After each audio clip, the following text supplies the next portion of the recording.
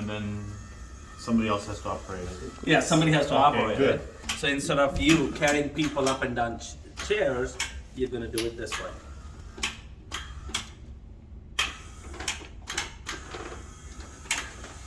All right, you ready, sir? Yep.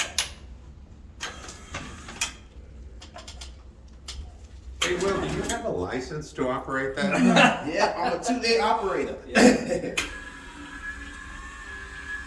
It's pulling it up? Uh-huh. So it's pretty much you're just holding I'm it just from holding that it, sliding that's down. Well, you know that end that you sort of tracks. I'll try to take the stairs. Come back up. As we turn. And we keep going. Yep.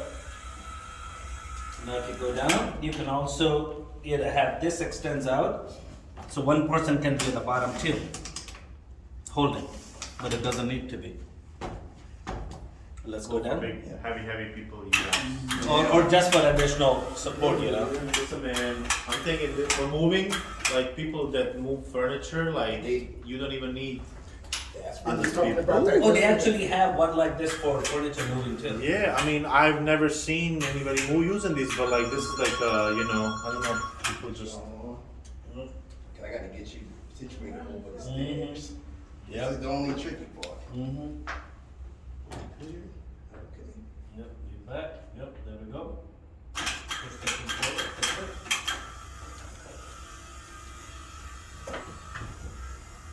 it. Easy peasy. You know, right now he's holding tight down there, but once you get used to it. Uh-huh. There you go. There we go. I'm gonna test drive it this weekend. There you go.